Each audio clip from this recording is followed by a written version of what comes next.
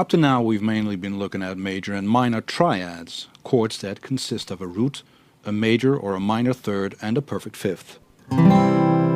C major triad, E minor triad. Stacked on top of each other in tertiary harmony, these intervals create minor and major chords. With tertiary harmony you can also create 4-note chords like this C major 7, 5-note chords like this G9, and 6-note chords E minor 9 add 11. The method of stacking the notes on top of each other by alternatively skipping a note in the scale and adding the note you land on will give you these chords. On a C major chord in the C major scale you would then have the root, skip 1, add the third, skip 1, add the fifth. 1, 3, 5. 1, 3 and 5, which leads to a C major chord. If you continue this method, you will add the 7th note in the scale to the chord, which in this case is an interval of a major 7th on top of the original root. 1, 2, 3, 4, 5, 6, 7. The chord you end up with is a C major 7th on top of the first note of the scale. The relatively bland major chord C will get a jazzy flavor by doing this.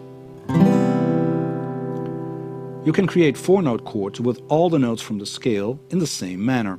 You will end up with a major 7th chord on the 1st and 4th degree, in this case C major 7th and F major 7th, a minor 7th chord on the 2nd, 3rd and 6th degree, in this case a D minor 7th, an E minor 7th, and an A minor 7th, and a dominant 7th chord on the 5th degree, a G7th.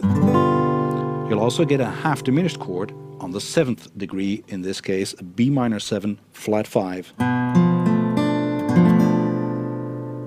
All these different types of chords add flavor to your song, and you're free to insert these flavors to your liking. Depending on the type of song you're going for, you will choose certain types of flavors, meaning certain types of chords. Now, although there are no set rules for using certain types of chords in certain types of songs, you can say some general things. In heavy rock music and metal, you will generally not find a lot of major 7th, minor 7th, or dominant 7th chords. Generally, the go-to chords are power chords. Kind of a misnomer because these chords only have 2 notes, the root and an interval of a perfect fifth on top of that note. The reason for this is that with the distorted guitar sound that is often used in these styles, the 3rds and 7th of these chords create so many different overtones that they tend to clash with other notes of the chord or not be heard at all.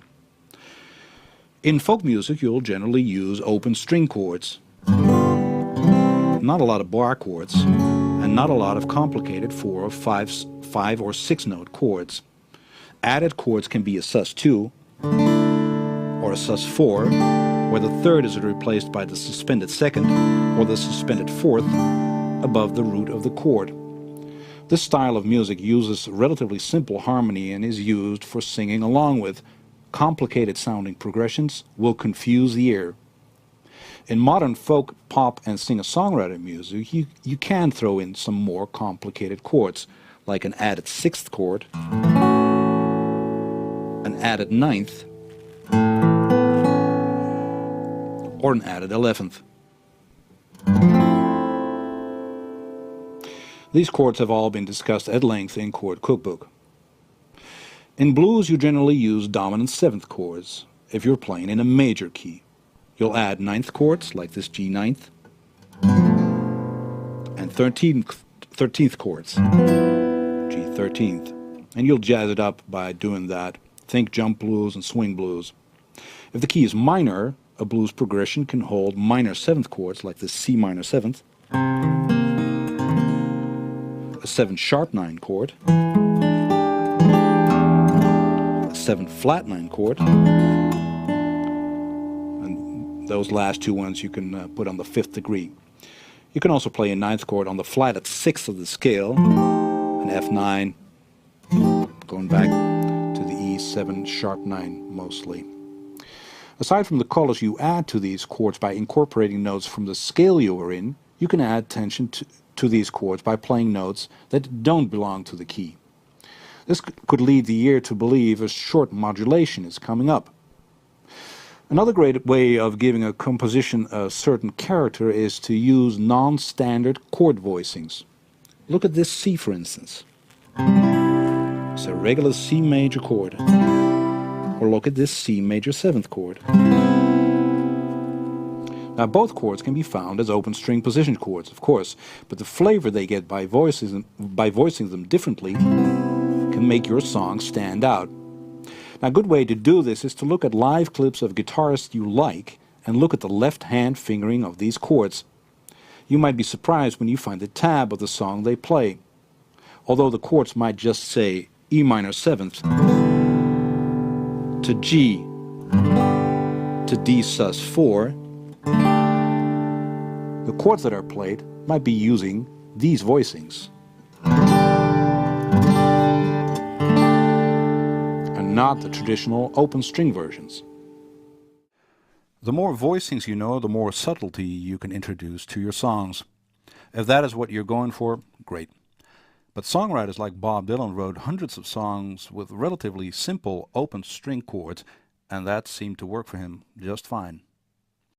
Now, in the previous chapters we've discussed a lot of different aspects that can influence your songwriting, like chord order, number of chords per bar, withholding important chords, etc.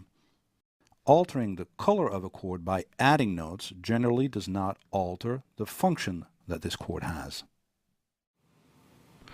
Well, what does this mean?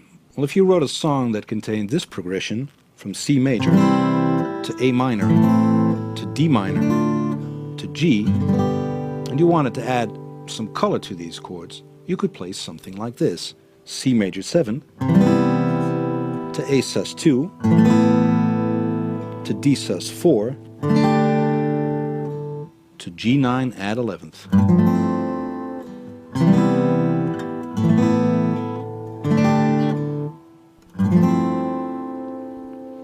This would jazz up the progression, but the A sus 2 is still the 6th chord, and the G9 add 11th chord is still the 5 chord.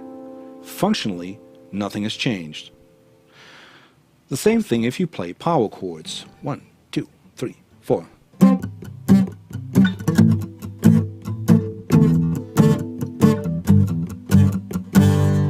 I'm playing a C5, C power chord to an A power chord, to a D power chord, to a G power chord.